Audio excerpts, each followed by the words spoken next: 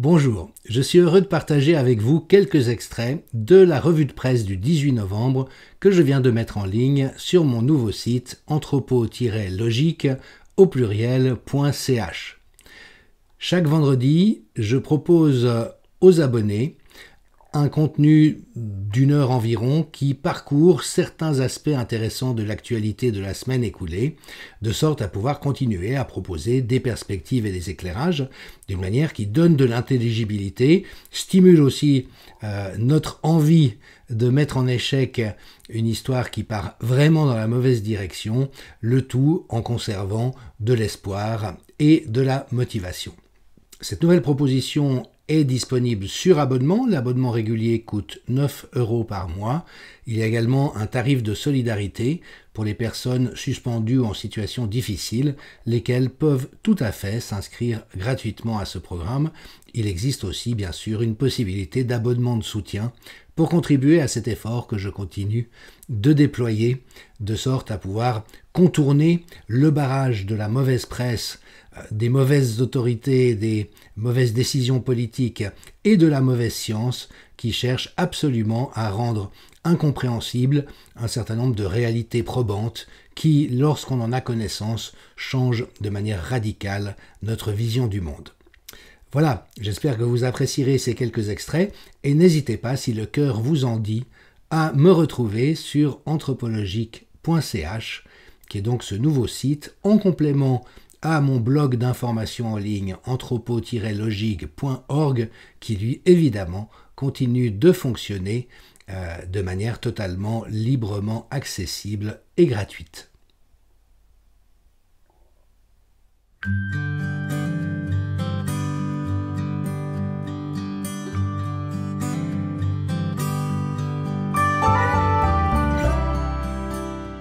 L'actualité est toujours très riche, donc à défaut de vivre des temps agréables et confortables, eh bien au moins ce qu'il nous arrive et ce qui se passe autour de nous est-il digne d'intérêt.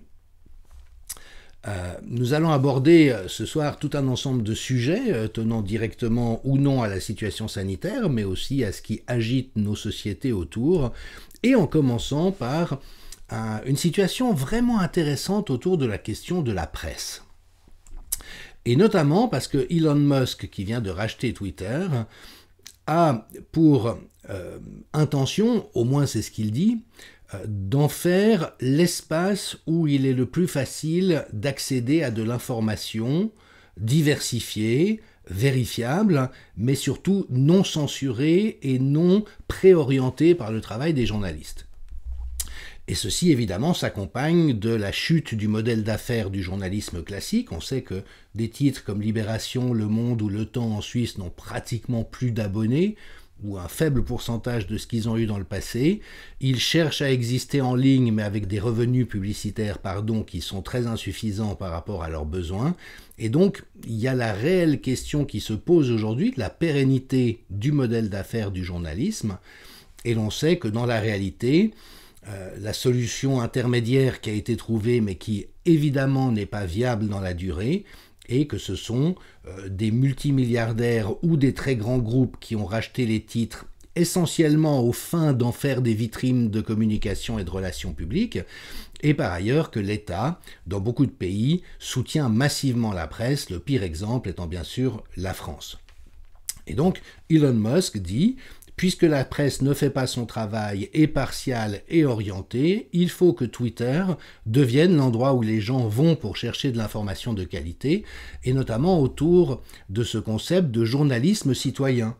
C'est-à-dire qu'au fond, nous avons tous des compétences intellectuelles, nous avons tous des formations qui nous habilitent à bien comprendre certains sujets, nous pouvons de manière même entièrement autodidacte devenir de très bons experts, et au lieu d'être dans cette manière de réserver la parole publique à des professionnels et aux experts choisis qu'ils interrogent, eh bien, Twitter a vocation à être une espèce d'agora publique, privilégiant le journalisme citoyen, et ajoute-t-il, d'une manière qui est même susceptible d'améliorer le journalisme classique, étant donné que mis en compétition avec les propositions venant d'amateurs ou de titres indépendants sur Twitter, ils seront obligés de faire du meilleur travail.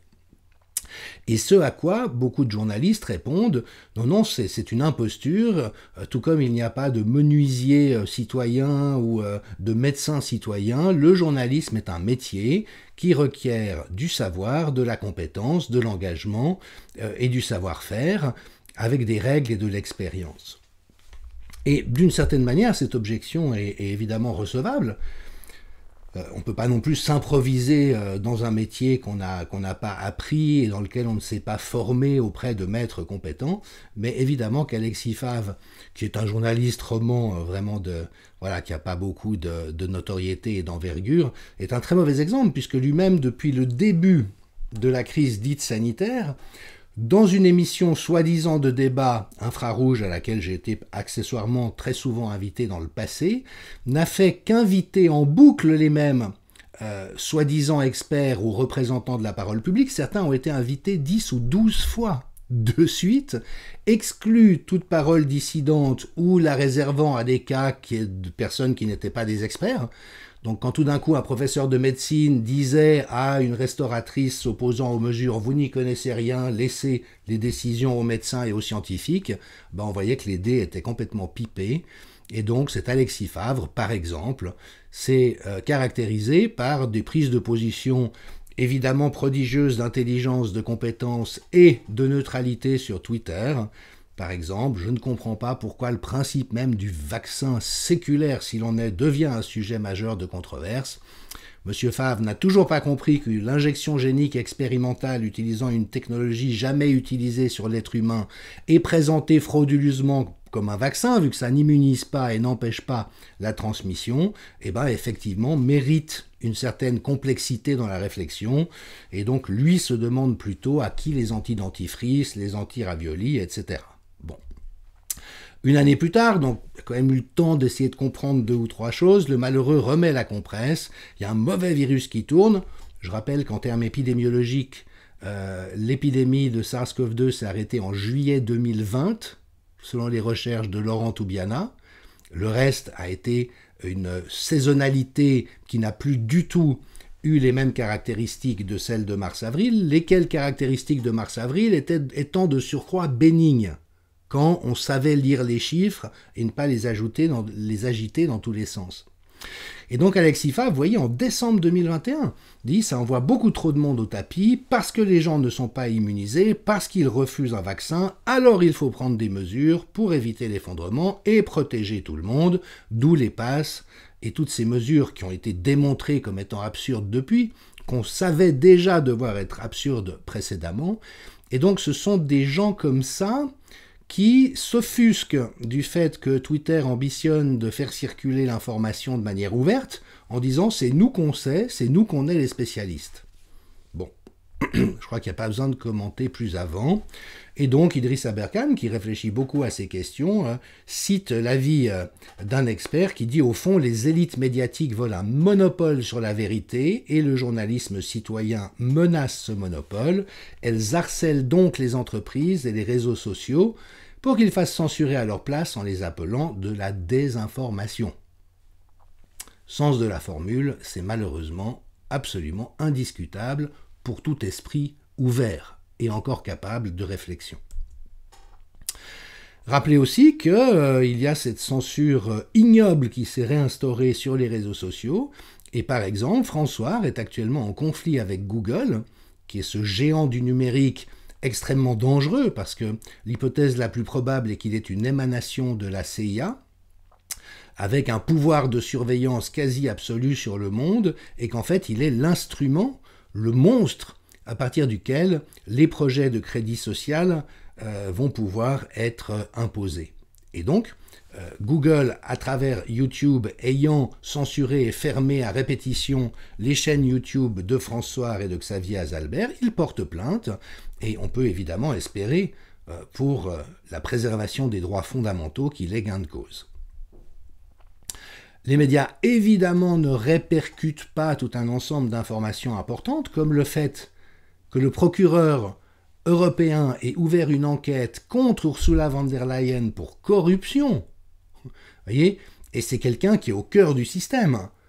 on évaluera en cours de route le degré d'indépendance dont il dispose, mais donc le procureur se saisit sur la base de la gravité des indices concordants qui sont à sa disposition, et les médias français, évidemment, occultent complètement la nouvelle, mais comme ils ont occulté, français et suisses et belges et québécois, toutes les nouvelles les plus importantes depuis bientôt 3 ans, tout en hurlant au loup quant au fait qu'on le leur critique, comme s'ils étaient devenus les punching balls de la colère populaire, alors qu'ils n'ont juste pas fait leur métier. Une autre question que je voudrais aborder aujourd'hui avec vous est celle des soignants suspendus. On est vraiment dans le totalitarisme en action. C'est une des choses les plus immondes qu'il m'a été donné de voir dans ma carrière. Et on est dans une politisation absolue de la science. Il vous souviendra de cet article du British Medical Journal de novembre 2020 que je cite souvent, dans lequel ils disent « Nous assistons à une politisation et à une répression et à une corruption de la science généralisée dans nos États occidentaux pour privilégier les intérêts économiques sur la santé de la population et ça tue des gens. » Et cette politisation de la science, on l'observe à tel point que tous les médecins et scientifiques de plateau, donc en France, on peut penser à Gilbert Deray, à Karine Lacombe, au type des urgentistes, là, Patrice Pelloux, en Suisse, évidemment, à Samia Hurst, Didier Pittet, Antoine Flao, sont des gens qui ne font que colporter une science politisée qui est lourdement falsifiée et frauduleuse par rapport aux exigences de la vraie science. Et là, on est exactement dans ce cas de figure, donc il y a tout un débat chez les parlementaires français qui invoque tous les arguments possibles, mais dont aucun ne tient la route sur le plan scientifique. C'est une question éminemment politique. Je salue évidemment l'activité admirable de Sylviane Noël, sénatrice de la Haute-Savoie, qui n'a pas cessé de nommer l'injustice, la brutalité, l'incohérence et le côté moralement dévastateur pour la France de s'être engagée dans une telle voie de persécution.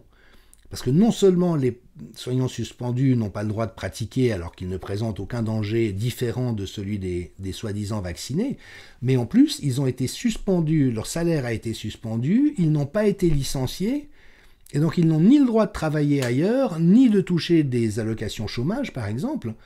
Et donc c'est vraiment à une mort sociale et économique que le gouvernement Macron, dont je vous rappelle que de mon point de vue il est psychopathe, a soumis ces malheureux innocents qui ne faisaient que faire usage de leur droit de ne pas accepter un traitement douteux.